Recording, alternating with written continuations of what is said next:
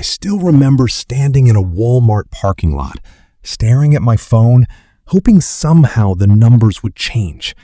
My account showed $47. My rent was due in 3 days, and I had just gotten paid. That wasn't a low-income moment. I was making decent money at the time, $43,000 a year. Not rich, but not struggling. Or at least that's what I told myself. But there I was, $47, 3 days before rent, completely broke. And the worst part? I had no idea how I got there.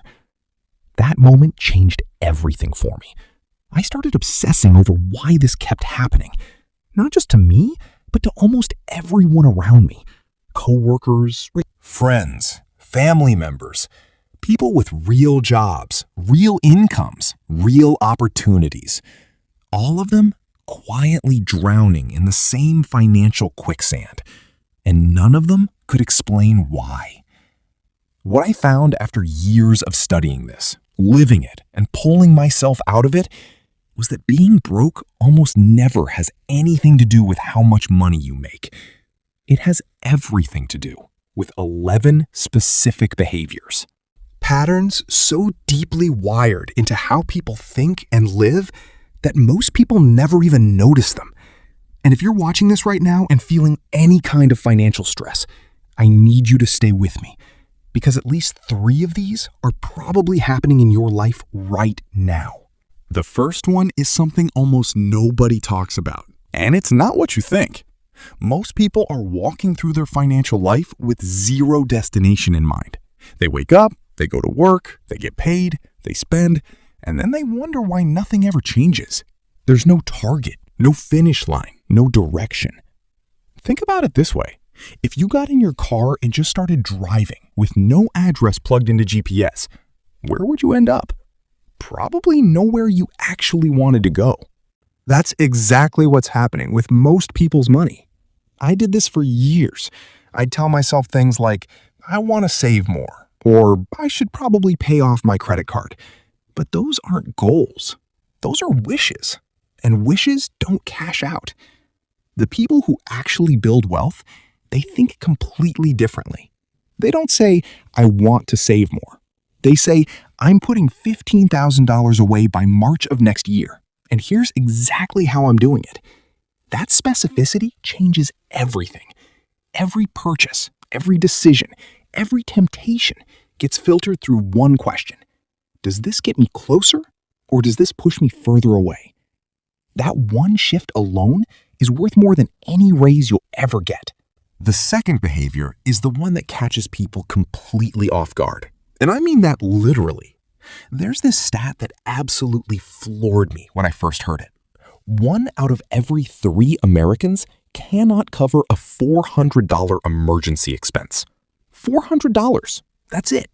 That's the number that separates financial stability from financial disaster for millions of working adults. And here's what people don't understand. Emergencies aren't actually unexpected. Your car is going to break down. Something in your house is going to stop working. A medical bill is going to show up out of nowhere. These things happen to every single person, every time, without fail. So when they're not unexpected, why are people so unprepared?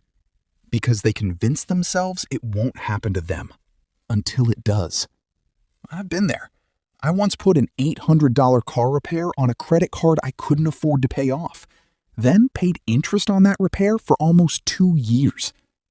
That $400 emergency stat isn't just a number. It's the moment where one bad week turns into 6 months of financial damage. Building even a small emergency cushion is the single most underrated move in personal finance. It doesn't have to be thousands of dollars right away. Even $500 set aside and left completely alone changes how you respond when life hits. Third, and this one makes people uncomfortable. Most people have absolutely no idea where their money actually goes. Not a rough idea, not a general sense. I mean, they genuinely cannot tell you where $500 to $1,000 disappears every single month. I tracked my spending for the first time when I was 26. 1 full month, every dollar written down. I was convinced I'd find nothing shocking. I was wrong. Subscriptions I forgot I signed up for, daily coffee that was costing me over $150 a month, random Amazon purchases that I couldn't even remember making, eating out 3 or 4 times a week that I kept telling myself was just here and there. Added up, I found over $900 a month leaking out of my life with nothing to show for it. $900 every single month. Gone. That's not a spending problem. That's an awareness problem. And the fix isn't complicated. Track everything for 30 days. Not to judge yourself, just to see the truth. The numbers will tell you exactly where the real problem is hiding. The fourth behavior is where things get psychological. And honestly, this one is the hardest to break. It's called present bias. Living so completely in the right now that your future self doesn't even feel real. Humans are wired this way. Our brains are designed to value immediate reward over delayed reward. That's evolutionary. But in a world where financial security requires thinking 10, 20, 30 years ahead, that wiring works against you. I used to justify every purchase with, I work hard, I deserve this. And that feeling is real. You do work hard. But that logic, when it runs your entire financial life, is quietly devastating. The people who build real wealth aren't miserable people who never spend money. They've just figured out how to balance enjoying today without sacrificing tomorrow. It's not about being cheap. It's about being intentional. There's a massive difference. Fifth, expensive habits that feel completely normal. This is the sneaky one, because the habits I'm talking about don't feel like problems. They feel like lifestyle. Someone who smokes a pack a day is spending close to $3,000 a year on cigarettes alone. Over a decade, with compound growth factored in, if that money had been invested instead, we're talking about $40,000, $50,000, $60,000 gone into smoke, literally. But it's not just cigarettes. It's the daily Starbucks run. It's ordering food delivery 4 times a week because cooking feels like too much after a long day. It's the gym membership used twice in 6 months, still charging every month. None of these feel like wealth destroyers on their own, but stacked together, month after month, year after year, they are silently eating your financial future. The question isn't whether you can afford it today. The question is what it's actually costing you over time. Sixth, most people have a completely broken relationship with debt. And the broken part isn't what they think it is. There are 2 completely different types of debt, and almost nobody talks about the difference. The first type works for you. A mortgage on a rental property that generates monthly income. A business loan that funds something that grows.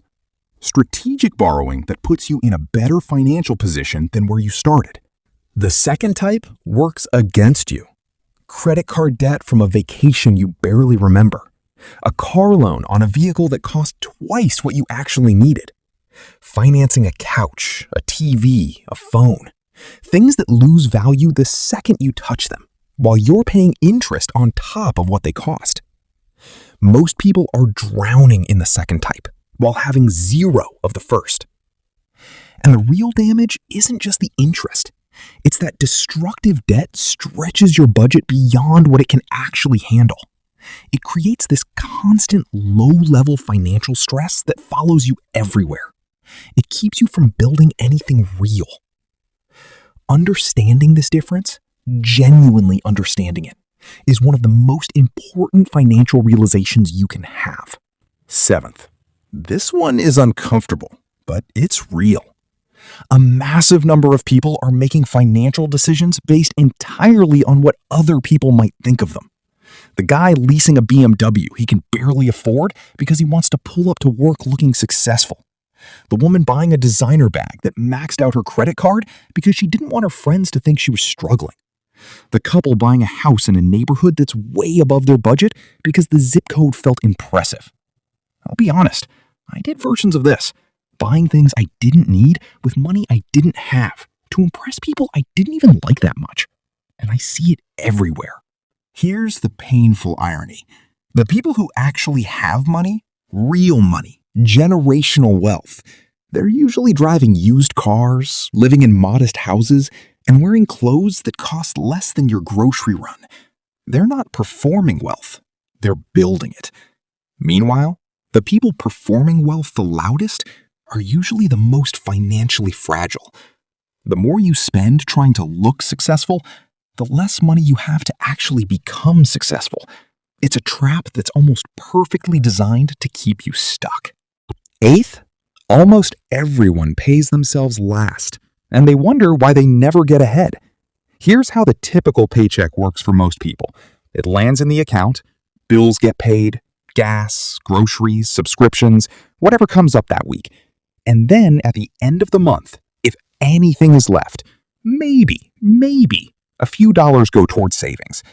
But there's almost never anything left because life always expands to fill whatever space the paycheck leaves. The people who build wealth flip this completely. Before the first bill gets paid, before $1 leaves for anything else, a set amount goes straight to savings and investments. Not what's left over. First. Always first. When you treat your own financial future like a non-negotiable bill, something that gets paid no matter what, everything else adjusts around it. You get creative about expenses. You make smarter choices with what remains.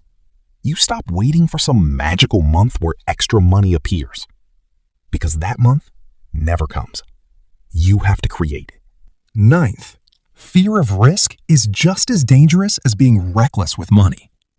I know people who have had $50,000 sitting in a savings account for a decade, earning less than 1% interest while inflation quietly ate away at its value every single year. They thought they were being safe. They were actually losing ground. Keeping all your money in cash while inflation runs at 3 to 4% a year means you're going backwards without spending a single dollar. That's real risk. It just doesn't feel like risk because the number in the account doesn't go down. Learning to take calculated risks, not gambling, not speculation, but smart, informed, intentional risk is a skill.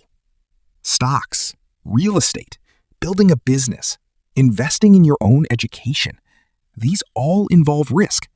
But refusing to engage with any of them is a choice that guarantees financial stagnation. 10th, most people think about income in a completely one-dimensional way. You have a job, you trade hours for dollars. End of story. That's the thinking that keeps people stuck in the same financial position for decades, because there's a ceiling on how many hours you can work, and there's only so much a raise can do. The people who actually achieve financial freedom, they build income that doesn't require their time to keep flowing. Rental properties, dividend investments, a small business, a digital product, something that generates value even when they're sleeping. This doesn't happen overnight, and it doesn't happen without sacrifice in the short term. You might need to live smaller for a while, work extra hours building something while keeping your day job, put money into something that won't pay off for years. But every wealthy person I've ever learned from made this exact transition at some point. From trading time for money to owning things that make money. That shift is the whole game. 11th, and this is the one most people completely ignore. Financial knowledge has a shelf life. The world changes. Tax laws change. Markets evolve. New tools, new strategies, new opportunities constantly emerge.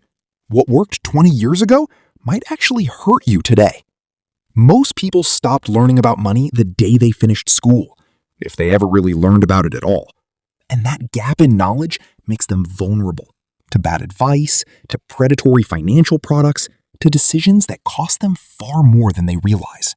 You don't need to become a financial expert, but you do need to keep learning, reading, listening to credible voices, understanding how compound interest actually works, how taxes impact your investments, how to actually evaluate risk.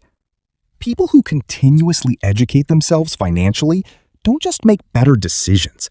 They spot opportunities that financially illiterate people walk right past every single day.